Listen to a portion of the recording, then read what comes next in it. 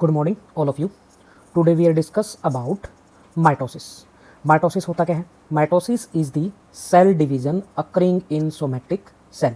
जो अपनी बॉडी के अंदर जो सोमैटिक सेल्स प्रेजेंट होती है उसके अंदर कौन सी डिवीजन होगी? Mitosis cell division. अब माइटोसिस डिवीजन को क्या बोल सकते हो? Equational division. अब इक्वेशनल डिवीजन क्यों बोलते हैं माइटोसिस को?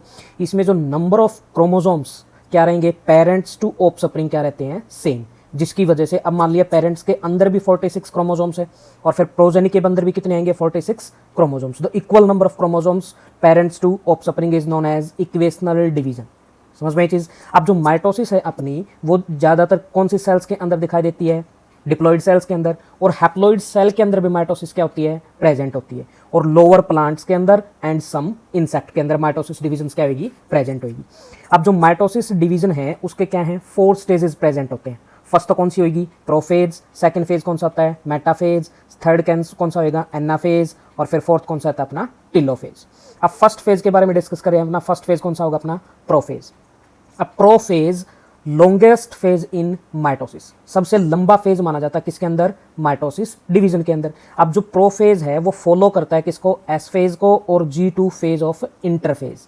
अब इंटरफेज अपना जो सेल साइकिल हमने लास्ट वीडियो में किया हुआ है, जैसे सेल साइकिल के अंदर G1, S और G2, ये 3 फेज आते हैं जिनको बोलते हो मोलिकुलर फेज भी बोल सकते हो और जो अपना इंटर फेज भी बोल सकते हो।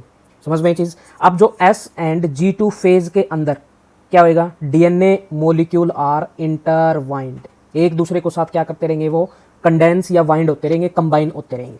समझ में? अब कैरेक्टरिस्टिक्स क्या क्या है अपने प्रोफेज की? एक तो जो प्रोफेज के अंदर जो अपने क्रोमेटिन फाइबर हैं वो क्या होंगे? कंडेंस होंगे। अगर क्रोमेटिन फाइबर कंडेंस होंगे तो किसकी फॉर्मेशन होगी? क्रोमोसोम्स की। समझ में? They seen to be composed of 2 chromatid. 2 chromatid आपस में कंपोज्ड होते हुए, कंबाइन होते हुए हमें क्या होगा? दिखाई देगा प्रोफेज के अंदर। अब जो 2 क्रोमेटाइड अटैच होंगी एक दूसरे के साथ, किसके थ्रू? सेंट्रोमेयर के थ्रू। अब जो सेंट्रोमेयर है वो क्या करेगा? Move towards opposite pole. Opposite pole की साइड जाना स्टार्ट हो जाएगा सेल के अंदर। अब जैसे एक पोल तो ये हो गया अपना और सेकंड पोल ये हो गया। अब दोनों साइड में क्या होगा? मूवमेंट करना स्टार्ट करेंगे अपने जो सेंट्रोमेयर है वो। अब हर सेंट्रोमेयर के अंदर एक रेडिएट्स होती है, एक रेडिएशन जिसे क्या बोलते हो? माइक्रोट्यूब्यूल्स। उसको एक नाम देते हैं एस्टर। अब 2 एस्टर मिलके किसकी फॉर्मेशन करते हैं? स्पिंडल फाइबर की। अब जो spindle fibre form mitotic apparatus, जो माइटोसिस डिविजन्स में क्या करेंगे? हेल्प करेंगे। समझ में आई? अब प्रोफेज के अंदर cell at the end of prophase के एंड में क्या नहीं होएगा? ना तो उसके अंदर गोल्गी कॉम्प्लेक्स दिखाई देगी, ना एंडोप्लाज्मिक रेटिकुलम दिखाई देगा, ना ही न्यूक्लियोलस दिखाई देगा और ना ही न्यूक्लियर एनवलप दिखाई देगी। समझ में ये चीज? अब सेकंड फेज कौन सा अपना? मेटाफेज। मेटाफेज में क्या होएगा? जो न्यूक्लियर एनवलप या न्यूक्लियर मेम्ब्रेन कंप्लीटली क्या हो जाएगी? डिसअपियर हो जाएगी। समझ में ये चीज? और क्या होएगा? जो क्रोमोसोम्स क्या हो जाएंगे? Spread through cytoplasm of the cell. पूरे साइटोप्लाज्म में क्या हो जाएंगे? फैल जाएंगे। जैसे अपने ये कोई एक सेल है, सेल के अंदर क्या होता है अपना? न्यूक्लियस। न्यूक्लियर मेम्ब्रेन अगर डिसअपियर होगी तो न्यूक्लियस के अंदर क्या है? क्रोमोसोम्स। वो पूरी सेल में क्या हो जाएंगे? फैल जाएंगे। समझ में आई? अब जो क्रोमोसोम्स कंडेंस इज कंप्लीटेड, जो मेटाफेज के अंदर जो क्रोमोसोम्स कंडेंस हो रहे थे वो यहाँ पे आके क्या हो जाएंगे? कंप्लीट होंगे। और दो क्रोमोसोम्स को तुम क्या कर सकते हो? देख सकते हो किसके अंदर?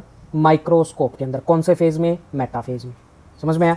अब chromosomes come to lie at the equator, एक इक्वेटर प्लेट पे आने स्टार्ट हो जाएंगे क्रोमोसोम्स। कौन से फेज में? मेटाफेज प्लेट के अंदर। इसी को क्या बोलते होगे? Metaphase plate. समझ में आई? फिर जो अपने स्पिंडल फाइबर हैं फ्रॉम बोथ पोल्स, एक तो ऊपर वाला पोल और एक क्या था? नीचे वाला पोल, दोनों अपोजिट पोल्स थे, वो कनेक्टेड होंगे किसके साथ? Chromatid bye there kinetochore in the centromere. समझ में? सेंट्रोमेयर के अंदर एक काइनेटोकोर पोर्शन होता है जिसके थ्रू अपनी जो क्रोमेटाइड है दोनों पोल्स के साथ क्या होंगी? अटैच होती है। समझ में? ये था अपना सेकंड फेज किसका? माइटोसिस का। अब थर्ड फेज कौन सा है माइटोसिस में? एनाफेज। अब एनाफेज क्या है? शॉर्टेस्ट फेज है। सबसे लॉन्गेस्ट फेज कौन सा था? प्रोफेज। तो शॉर्टेस्ट फेज कौन सा हो गया? एनाफेज। किसके अंदर? माइटोसिस के अंदर। जो सेंट्रोमेयर ऑफ ईच क्रोमोसोम क्या हो जाएंगे? डिवाइड होंगे। अब जो अपने यहाँ पे क्रोमोसोम्स था ये वाला, ये क्रोमोसोम्स दोनों क्या हो जाएंगे? क्रोमेटाइड सेपरेट होंगी longitudinally resulting in the formation of 2 daughter chromatid. अगर लॉन्गिट्यूडनल डिवीजन होगी इनके अंदर, अगर लॉन्गिट्यूडनल डिवीजन होगी तो 2 सिस्टर क्रोमेटाइड क्या हो जाएंगी? सेपरेट हो जाएंगी।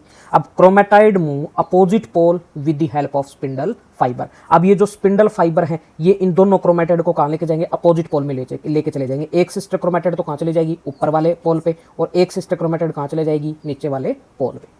समझ में चीज, ये था अपना एनाफेज, थर्ड फेज।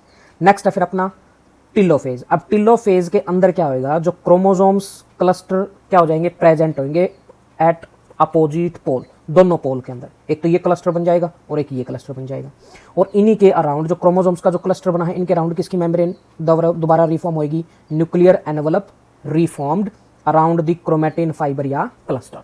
समझ में ये चीज, अगर न्यूक्लियर मेम्ब्रेन फॉर्म होएगी तो एक सेल के अंदर कितने न्यूक्लियस बन जाएंगे, 2 डॉटर न्यूक्लियाई आर फॉर्म्ड। अब न्यूक्लियस बनेगा तो nucleolus, endoplasmic reticulum, Golgi complex सभी के सभी क्या हो जाएंगे, रीअपियर हो जाएंगे इसके अंदर, और स्पिंडल फाइबर क्या हो जाएंगे, डिसअपियर हो जाएंगे। आए समझ में, ये था अपना टिलोफेज। अब टिलोफेज के बाद अब एक सेल के अंदर 2 न्यूक्लियस तो फॉर्म हो गए। अब सेल, एक सेल से 2 सेल कब बनेगी, जब अपना साइटोप्लाज्म क्या होए, डिवाइड होए।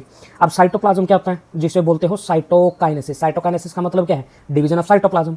अब division of cytoplasm resulting in the formation of 2 daughter cells. अगर साइटोप्लाज्म डिवाइड करेगा तो कंप्लीटली 2 डॉटर सेल्स की क्या होगी, फॉर्मेशन होगी। अब जो अपनी साइटोकाइनेसिस है, it starts when telophase in progress. Telophase में ही क्या हो जाती है, स्टार्टिंग होना, डिवीजन स्टार्ट हो जाती है इसमें टिलोफेज के अंदर, लेट टिलोफेज में। समझ में आई। अब जो साइटोकाइनेसिस है अपनी एनिमल सेल में और प्लांट सेल में कैसे होती है। अब एनिमल सेल के अंदर साइटोकाइनेसिस कैसे होएगा, एक क्लीवेज फ्यूरो बनता है, is appeared in the plasma membrane. अब ये प्लाज्मा मेम्ब्रेन जो ये स्ट्रक्चर बन रहा है ना, इसको बोलते हो cleavage furrow, joins the centre dividing the cytoplasm into 2। अब ये जो प्लाज्मा मेम्ब्रेन ये इस साइड आनी स्टार्ट होगी अंदर की साइड, और इस साइड वाली ये इस साइड आना स्टार्ट होगी अंदर की साइड, तो ये दोनों मिलेंगे, इसी को क्या बोलते हो, क्लीवेज फ्यूरो। तो जिसकी वजह से साइटोप्लाज्म दोनों सेल का क्या हो जाएगा, डिफरेंट, जिससे कंप्लीटली 2 सेल्स की क्या होगी, फॉर्मेशन। समझ में आई। अब प्लांट सेल के अंदर जो साइटोकाइनेसिस होती कैसे है, different from the cytokinesis in animal cell. Animal cell में तो प्लाज्मा मेम्ब्रेन अंदर की साइड इनफोल्डिंग होगी तो क्लीवेज फिर वो बनेगा, जिसकी वजह से सेल डिवाइड करेगी। अब प्लांट सेल के अंदर तो जो अपना प्रेजेंस ऑफ सेल वॉल होती है प्लांट सेल में, एनिमल सेल में सेल वॉल क्या होती है, एब्सेंट होती है। तो प्लांट सेल के अंदर एक vesicle formed from Golgi body, Golgi body एक वेसिकल की फॉर्मेशन करेगी, अक्यूमुलेट एट दी इक्वेटर, एक इक्वेटर बीच में आना स्टार्ट हो जाएगा। समझ में आई। अब जो अपना जो वेसिकल गोल्गी बॉडी ने बनाया वो क्या करेगा, ग्रो करेगा outward and meets the lateral wall.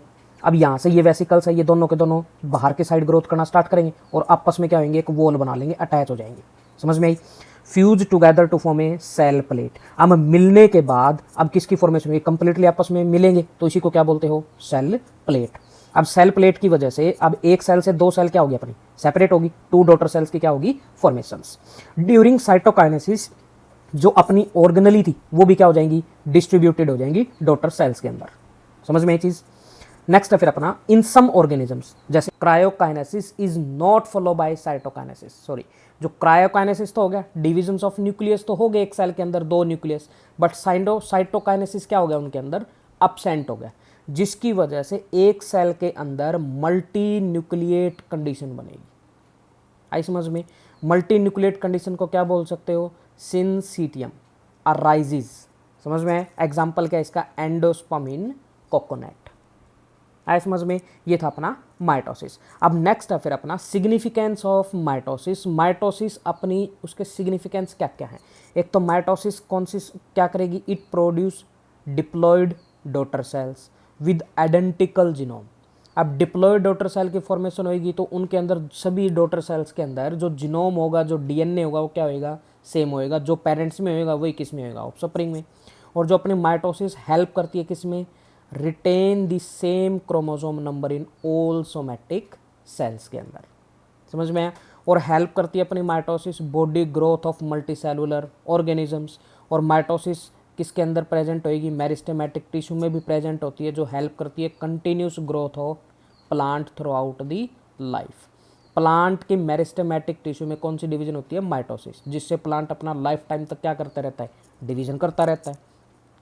और माइटोसिस ही क्या करती है, रिस्टोर करने में हेल्प करती है किसको, nucleocytoplasmic ratio.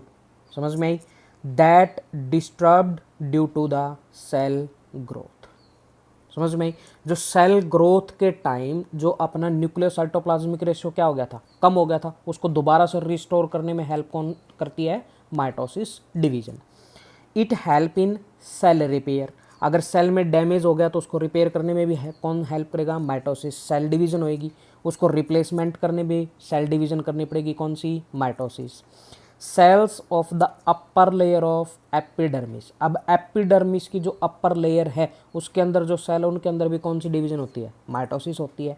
Lining of gut, गट क्या होती है अपनी, एलिमेंट्री कैनाल, एलिमेंट्री कैनाल के अंदर जो सेल है वो भी कौन सी डिवीजन करती है, माइटोसिस। ब्लड सेल्स भी अपनी कौन सी डिवीजन करेंगी, माइटोसिस। आए समझ में। ये था अपना एक छोटा है topic, mitosis cell division. Thank you all of you.